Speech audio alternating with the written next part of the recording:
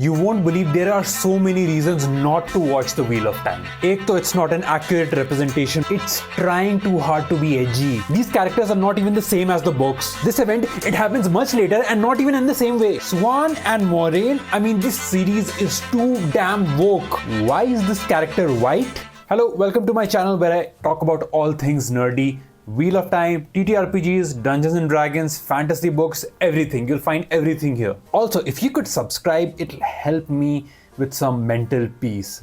I'm not even kidding. Please subscribe. Apart from the Ragebait at the beginning of the video, there are some genuinely good reasons to watch the Wheel of Time TV series. I'm going to get into it point by point, but honestly, I'm so excited for season 3. And I thought this was a good time to tell people to actually watch Wheel of Time and why should they watch Wheel of Time. So, you know what, let's get into it. Okay, to start it off, it's an adaptation of a fantasy series which has been written and finished. Thank God. And the series itself, it has sold millions of copies and it has been read worldwide. It's called The Wheel of Time, written by Robert Jordan, and it is a beloved series, trust me. If you have the time to read the series, I would say read the books. It's amazing. There are so many different tidbits that you will find in the books which are not in the series and vice versa, I would say. If you're a fan of Lord of the Rings, Game of Thrones, Shadow and Bone, My Lady Jane, all these kinds of things, so I'm sure you will like The Wheel of Time. If you haven't tried it out, give it a try. And this series is honestly one of the best things that has happened to The Wheel of Time in a long time. I'll tell you why. Because for a long time, the rights to this TV series was held by another organizations whom I will not name because they suck, and they still partially hold the rights. That's why one of the producers' name is of the person who holds partially those rights. They made a very hasty, shitty pilot, which I will not name, and honestly, it sucks, so don't even bother watching it. And I was so happy that Prime Video actually bought the rights and was able to produce this series. Because we're not gonna get another adaptation anytime soon. Honestly, even Brandon Sanderson, who finished the books and is one of the producers on the show, he himself has admitted that you won't get another adaptation of The Wheel of Time for probably a few decades at least. You won't get a full-fledged multi-million-dollar TV series because again, it's a huge investment on the studio's part. What I'm basically trying to say is, hey, appreciate what you've got, man. And I also hear what you're saying. Aman, there is no ethical consumption under capitalism. I get it. Amazon, they're not the best company out there, I know. What I'm talking about is Prime Video Studios, who just willy-nilly cancel good series, which is getting good receptions, has fans. Right now, at least for this particular series, Wheel of Time, hey, please continue the series, please let it finish. Unfortunately, some things are not in our hands, some things are. So if you are able to get this series out of it, you know what, I'm happy Wheel of Time is getting an adaptation, honestly. No, it's not the next Lord of the Rings or Game of Thrones. I want it to be the first Wheel of Time. Granted, that's asking too much. Let's celebrate it for what it is rather than what it's not. Obviously, it's never going to be the next Lord of the Rings. Lord of the Rings, it came from a different era. It came from a different background. It came from a different wealth of goodwill. Wheel of Time doesn't necessarily have that same kind of goodwill that Lord of the Rings has or even Game of Thrones has now because of the TV series. So what I'm hoping is that this series can be at least a cornerstone of us Wheel of Time fans or fantasy fans. Like, hey, you want a good recommendation of a fantasy series? Go watch Wheel of Time. It's pretty decent. Another thing that people get really worked up about is the characters' representation. For example, with Rand and Egwene, we get a really physical, intimate relationship from the get-go, which is not there in the books. It's alright for two young adults to be in a relationship together. There's no reason to be angsty about it. One thing that people really get worked up about is Perrin having a wife, which is not there in the books. Hey, I'm fine with Perrin having a wife. I was just not fine with the writers fridging her. If you don't know what fridging is, it's basically male characters, a significant other who's usually a female, they get killed as a way to develop the male character, which is not good. It was done for Kyle Rayner in Green Lantern comics, and Kyle Rayner's girlfriend got murdered and chopped up and put into a fridge in a way to develop Kyle Rayner's character because he was getting really boring for the public. And so that's why they did that, and now fridging is just a term in the industry now. When I talk about characters being represented on screen which are meant to reflect the current times, I'll give you an example. Lord of the Rings. When the hobbits come back to the Shire is at that point being controlled by the orcs, or rather by Saruman's army. And so the hobbits put up a revolution with all of them together, and they get their village back.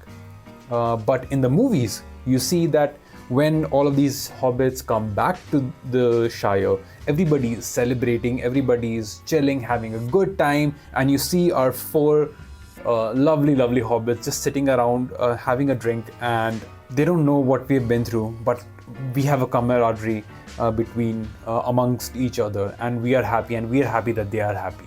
So when Tolkien wrote Lord of the Rings and that ending, it reflected that time when you had all of these different wars taking place, and people going over to overthrow a evil thing, an evil monarch or an evil political force, whatever. And it sort of reflected that. But I forget which video essay on YouTube I saw which mentioned that, and I cannot for the life of me remember them, otherwise I would have attributed it to them. But the Hobbit's return to the Shire is sort of meant to reflect in a way of the troops coming back, having done tours and coming back and just seeing all of these people living normal lives around them, and then just having a moment together. Again, if I find that YouTube video, or if you know of that YouTube video where this person talks about it, can you please link it back? Because I cannot for the life of me remember. And coming to the Hobbits, the actors, they give such good performances. Similarly, there are some genuinely good performances in The Wheel of Time. Madeline as Egwene, she has one of the most brilliant performances in season 2, including season 1, but really season 2 she takes it up a notch, and I can't wait for her in season 3 where she will take it even higher. And definitely watch it for the performances. Also, if you find that the series has a rocky start, a lot of series has a rocky start. Not everything is like Game of Thrones or Lord of the Rings, which, okay, Lord of the Rings is not a series, it's a trilogy, it's movies, right? So let's move Lord of the Rings aside for a moment.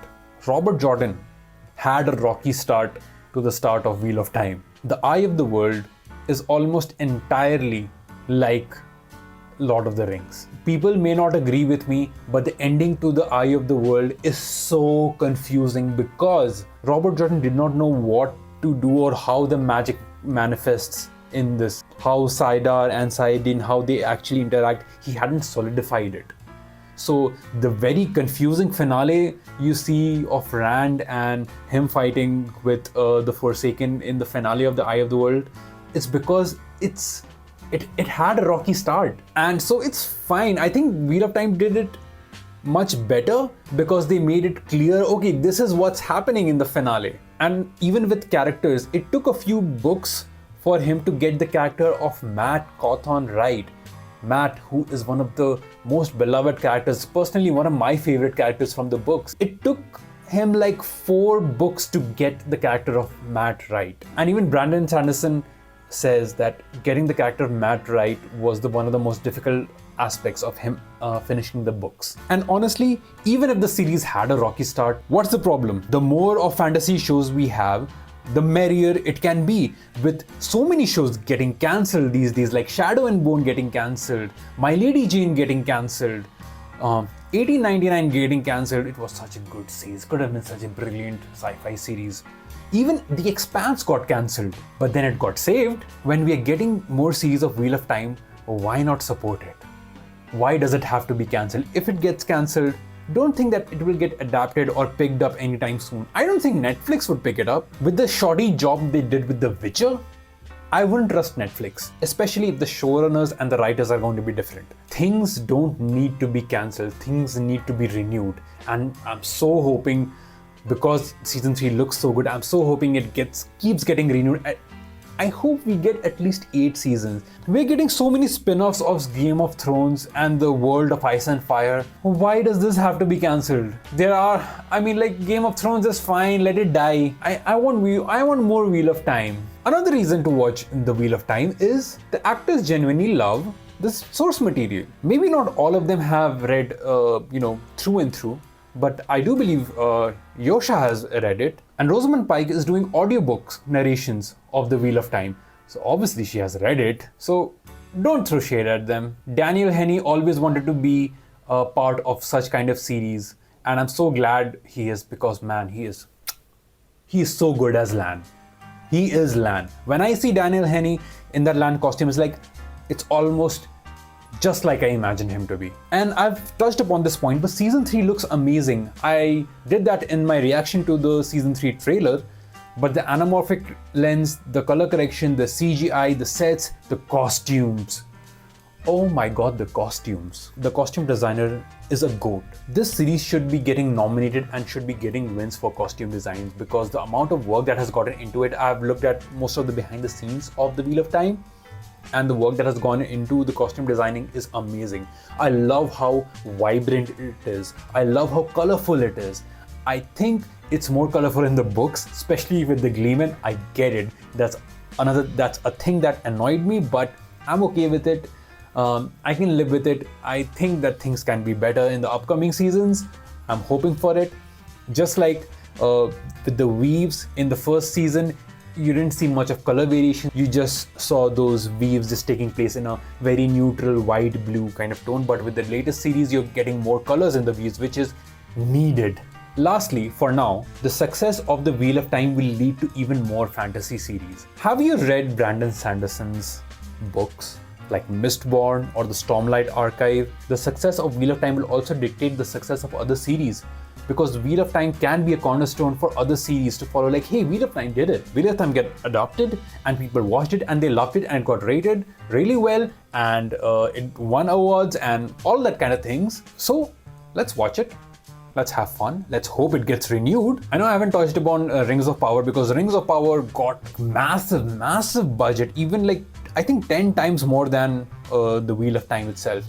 And I get that. The Rings of Power is a huge IP. It's Lord of the Rings, So Wheel of Time isn't nearly as big, but as far as source material goes, Wheel of Time is one of the best series out there. Watch it for the fantasy.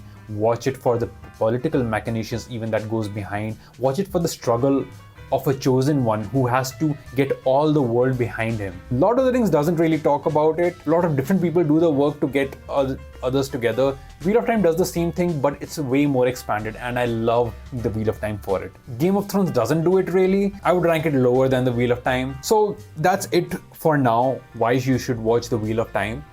And if you know any other reasons, or if you have any other reasons why people should watch, or something that I've missed, I'm sure I missed so much, but if you have any other points to make, please do so in the comments. If you like this video, please share it with someone. I would love it if they would watch it, and watch this video, like it, so that you get more of my recommendations in other people's channel, and I'll get more views and more subscribers, so I can keep making more videos like this for Wheel of Time, for Lord of the Rings, for Dungeons and Dragons, for Pathfinder, for so many different things. So I'm gonna be here. Thank you so much for watching, and I'll see you in the next video.